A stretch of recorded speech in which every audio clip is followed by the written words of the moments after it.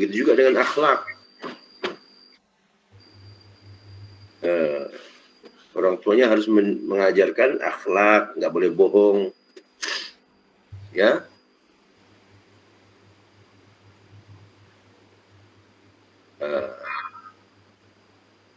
Nggak boleh menzolimi orang masuk. Tarbiyah ala salah. Apa namanya? Tarbiyah ala salah, supaya jadi orang soleh. Jadi punya anak itu nggak ringan gitu kan. Anaknya nggak bagus, nanti orang tuanya akan, apalagi kalau sempat anaknya jadi, auzubillah ya, jadi kafir.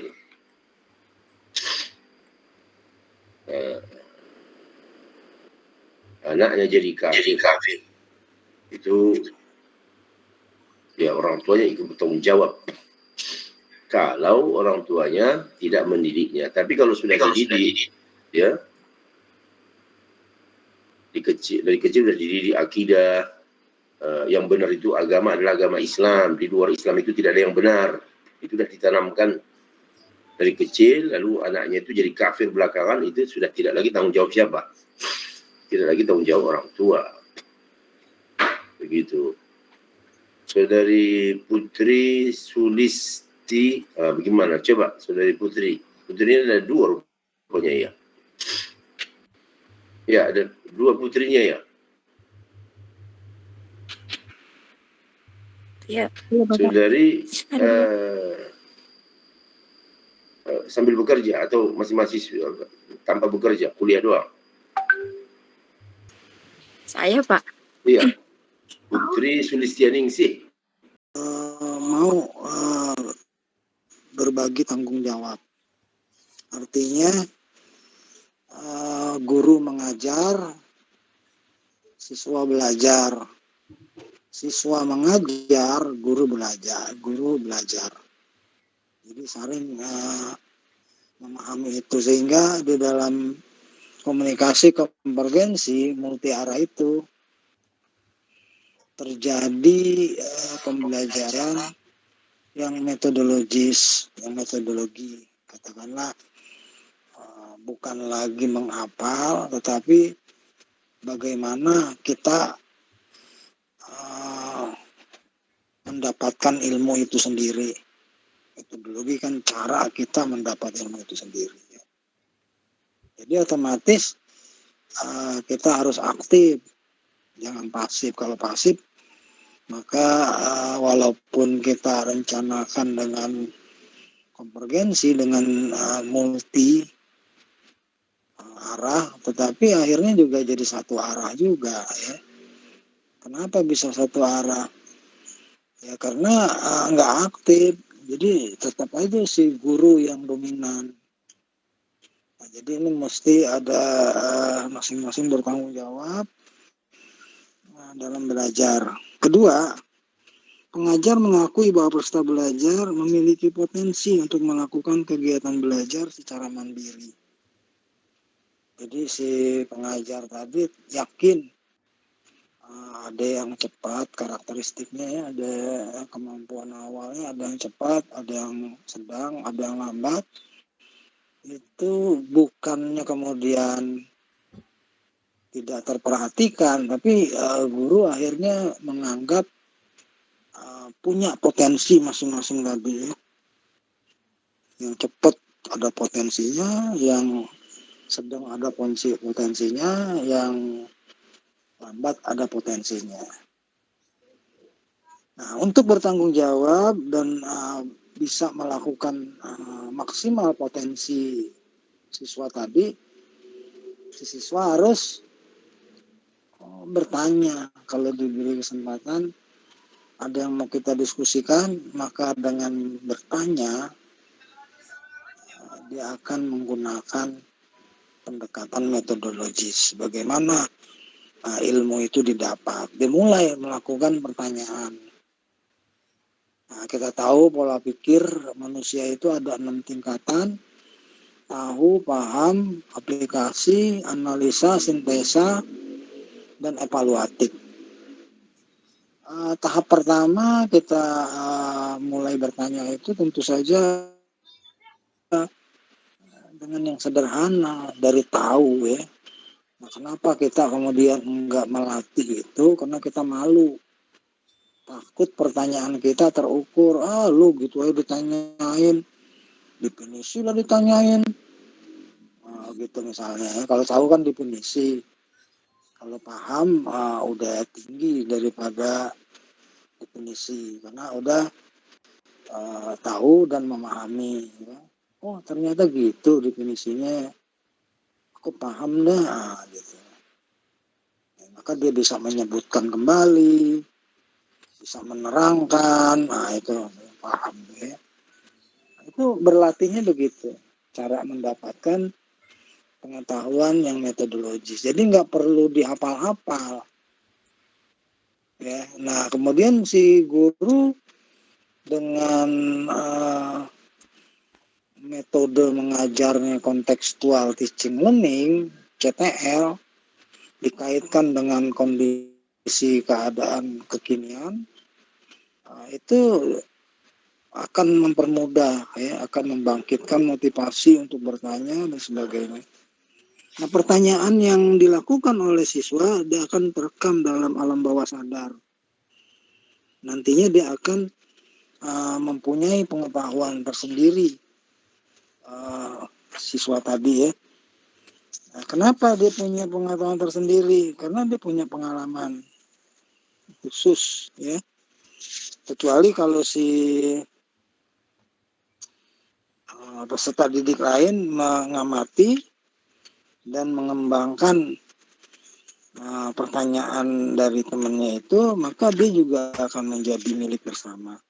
Ya, dikatakan di sana kan harus ada keterbukaan. Kalau Anda terbuka, maka akan memudahkan kita memulai sebuah pertanyaan.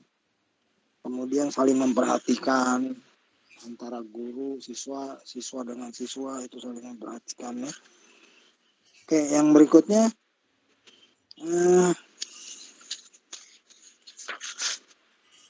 yang ketiga, pengajar mengakui bahwa pada dasarnya peserta memiliki tanggung jawab secara individual bila suasana memungkinkan. Jadi ada kalanya individual kurang bertanggung jawab. Kenapa? Karena suasana tidak memungkinkan. Tadi misalnya, aku malu bertanya, gitu ya. Nah, bagi yang malu bertanya tadi, karena dia tidak membiasakan secara metodologis dalam menerima pengajaran, maka dia harus diberi tugas khusus. Ya. Misalkan bikin makalah, bikin kelompok, dan sebagainya. Kemudian yang ketiga, yang keempat, pengajar menerima pengakuan bahwa peserta belajar akan memperoleh perspektif yang banyak dan luas. Jadi pengajar menerima pengakuan, jadi peserta belajar itu juga akan mempunyai perkembangan ke depan perspektifnya secara luas. Gitu. Jadi dengan sendirinya kalau dia diyakini dan dia mau menerima pembelajarannya itu secara kolektif, secara bersama-sama, maka pada akhirnya poin 4 ini juga akan diperoleh perspektif ke depannya ya, akan ada hasilnya. Mungkin bagi seorang guru jangan punya anggapan kalau saya ini mengajar yang menyebabkan Anda jadi bisa, gitu ya. Yang menyebabkan perspektif Anda berkembang. Katakanlah besok akan jadi menteri, jadi presiden, itu karena jasa guru, bukan. Sebenarnya itu udah takdir yang Allah tentukan kepada diri Anda ya. Makanya tadi potensi melakukan kegiatan secara mandiri bisa, stabil diri memiliki potensi tahu, jadi diserahkan saja lillahi ta'ala. Mudah-mudahan dia memang punya niat untuk belajar, meraih guru lah yang paling berjasa menentukan nasib Anda, enggak, padahal diri Anda sendiri ya. Itu perspektif pada akhirnya yang luas. Yang terakhir, yang kelima, pengajar tidak mengharapkan terjadinya konflik. Nah ini artinya di sini punya tujuan agar siswa tadi mempunyai etika, ya, mempunyai skala sikap. Assalamualaikum. Agar tidak menyalahkan si guru, gitu ya. Katakanlah kalau nilainya di akhir ujian dia masih ya itu harus disadari, tinggal didiskusikan di kelompok, ngomongin dengan dosennya, Pak, aku kok nilainya Pak, aku emang kagak ngikut UAS, disusulkan aja, boleh Pak, saya susul, boleh. Apalagi sebelum lewat dari 1 semester atau 2 semester. Ya, jangan dipeta kompli seolah-olah, Pak saya udah ngerjain tugas, UTS udah, tugas udah, UAS udah, hadir penuh, kok nilainya itu menimbulkan konflik antara diri Anda dengan diri si guru. Si guru juga merasa berdosa. Masa sih aku nggak kasih nilai, buat apa aku nggak kasih nilai, gitu tuh ya. Nah ini kedepannya kalau Anda dengan mudah mendapat nilai itu, apalagi nggak melalui si dosennya, nggak melalui si gurunya, Anda dapat nilai itu dengan mudah melalui TU-nya, dengan kepala sekolah atau apa, dengan berbagai macam cara, itu kalau jadi pejabat nantinya ya kurang beretika ya. Jadi skala sikapnya minim, bahaya itu ya. Nah ini dari komunikasi konvergensi ini, multi arah ini melahirkan skala sikap ya. Apakah kita masih arogan, masih keliwat ideal ya, dan lain sebagainya. Oke, itu kemarin kita simpulkan yang namanya komunikasi konvergensi. Nah, dari semua komunikasi di sini ada pertanyaan dan tugas. Nah, Bapak nggak selalu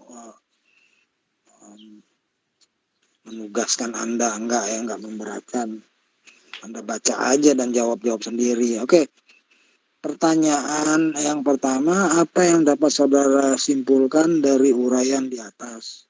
Nah, dari linear, 2 arah, 1 arah, 2 arah, dan multi arah. Yang kedua, apabila saudara bertugas sebagai guru atau instruktur nantinya, model komunikasi mana yang akan Anda terapkan? Jelaskan alasannya. Nah, gitu. Yang ketiga, bagaimana implikasi penggunaan model-model komunikasi terhadap penggunaan media pembelajaran? Nah, ini pertanyaan bagaimana ini evaluasi.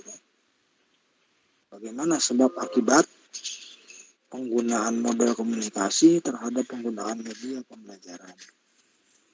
Oke, itu kuliah kita ulang sedikit ya. Nah, sekarang kita masuk jenis-jenis dan karakteristik media pembelajaran. Ya, baru aja Bapak kirim tadi bahannya. Tujuan setelah mengikuti perkuliahan pada topik ini, peserta diharapkan memiliki pengetahuan tentang jenis dan karakteristik media pembelajaran. Ya kalau udah tahu untuk apa Pak? Udah tahu jenis dan karakteristik media pembelajaran, agar Anda mudah memilih. Karena prinsipnya media pembelajaran itu nggak ada yang paling sempurna. Nggak ada yang sempurna, bukan paling ya. Nggak ada yang sempurna. Setiap media pembelajaran ada kelebihan dan ada kekurangannya. Ya, namun kekurangan tadi seperti konvergensi itu bisa diatasi kalau si guru melakukan penugasan, ya. Kalau pemahaman kolektivitas bertanggung jawab, nah gitu tuh. Ya, itu bisa berjalan secara efektif. Tapi kalau enggak, ya dia balik kepada komunikasi yang semula, yaitu satu arah atau dua arah ya. Oke, jadi pentingnya kita mengetahui jenis dan karakteristik media pembelajaran itu agar kita memudahkan memilih ya untuk tercapainya pembelajaran yang efektif. Di samping memudahkan guru, dia juga memudahkan bagi si siswa dalam menerima pembelajaran. Oh ini kok aku cepat nangkap, bisa nih paham aku gitu. Oke, uraian pokok materi. Banyak cara diungkap untuk mengidentifikasi media serta mengklasifikasi, diamati dari karakteristik fisik, sifat, kompleksitas, kekomplekannya, ataupun klasifikasi menurut kontrol pada pemakaian. Namun demikian, secara umum media bercirikan 3 unsur pokok, yaitu suara, visual, dan gerak. Jadi di dalam modul ini diungkap ada 3 ya. Ada suara, visual, dan gerak.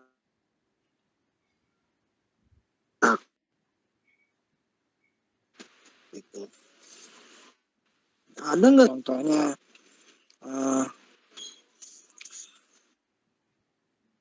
pendapat siapa?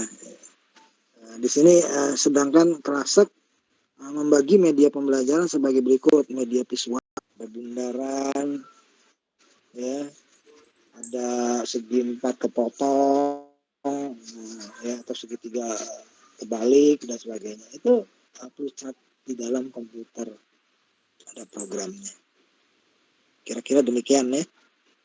Nanti Anda buka lagi aja, lihat di sana, atau di HP juga bisa dilihat tuh. Program pucat ya, untuk motivasi atau untuk memecahkan masalah yang ada di sebuah organisasi ya, yang ada di dalam kepemerintahan kita, negara kita, itu apa sih persoalannya, bisa dipelucatkan gitu. Di situ kan ada presiden dan wakil, ada para menteri, ada anggota dewan. Ini sinergik enggak? Dilihat dari pelucatnya. Kalau si pelucatnya kagak ketemu di situ, artinya amburadul memang Indonesia. Nah, itu harus dibina, disatukan lagi, motivasi, gitu. Beliau selalu datang orang-orang dari luar, memberi pelatihan selama sebulan gitu ya, tanpa bayar. Nggak tahu Bapak juga dulu tuh ya. Akhirnya memang dosen-dosennya yang senior nih, itu punya motivasi tersendiri, punya rasa memiliki terhadap UIA. Nah ini sekarang udah diambang kehabisan, udah ambang pensiun semua ya. Terakhir 2024 lah orang-orang senior itu habis. Ya, kalau Pak Ahmad Mubarok sebagai pendiri FAI sebenarnya udah selesai gitu ya. Kemudian dia masih tetap di UIA karena ingin dijadikan kalau di negara kan bapaknya bangsa ya. Kalau di kampus ya bapaknya WIA lah, dia pengen disetarakan demikian. Kalau nggak ada dia juga kita kesulitan, ya nggak bisa ada suri teladan di dalamnya. Jadi dia masih dibutuhkan walaupun sebagai simbol gitu, orang-orang lama itu ya. Jadi di kita ini kalau nggak ada kesepemahaman dalam berpikir, runyam sebenarnya. Itu harus diberi pelatihan khusus, panggil orang luar. Tanpa itu ya akan berjalan begini-gini terus. Tunggu waktunya saja bubar. Itu bubarnya di mana? Kalau mahasiswa yang masuk itu kurang dari 500. Pak, yang masuk 400. Nah, maka dia mulai di situ, merger. Bergabung dengan kampus lain. Kalau udah bergabung dengan kampus lain kan manajemennya beda lagi, motivasinya beda lagi. Gairah kerjanya beda lagi. Nah, ini dari bagan gitu aja secara motivasi akan kelihatan. Bukan hanya untuk pembelajaran ya. Untuk sebuah organisasi, untuk sebuah lembaga itu akan bisa digunakan bagan tadi. Apalagi untuk pembelajaran. Ya, dengan cara memecahkan persoalan gitu, itu akan memudahkan kita dengan program Plucat tadi. Kita gambar-gambar. Biasanya orang teknik jago tuh kalau dia mau bikin sebuah produk baru ya. Misalkan alat untuk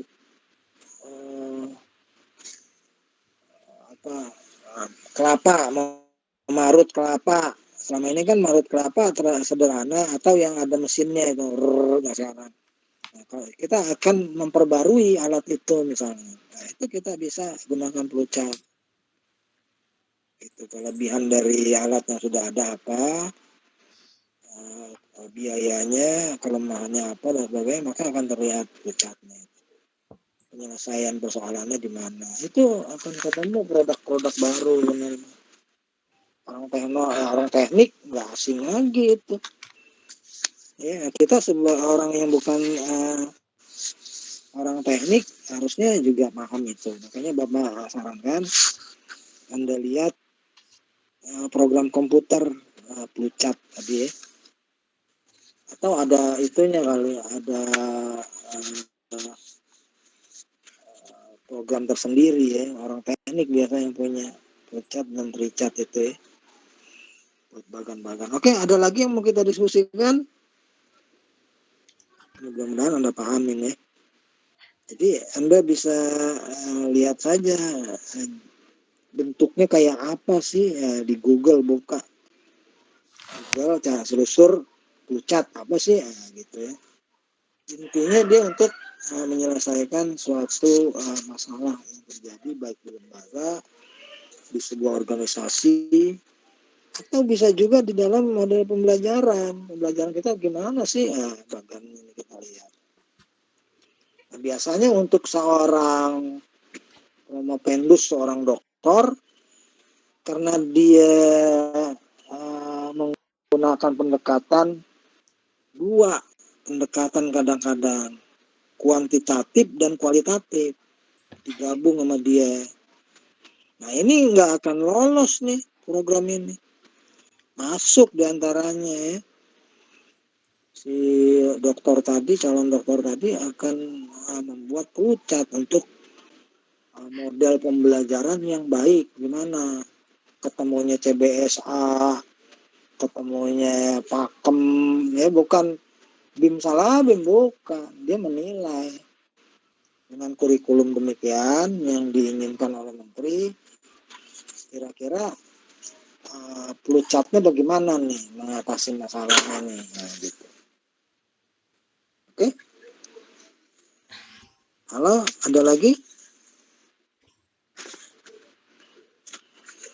nggak ada. Kita lanjutkan.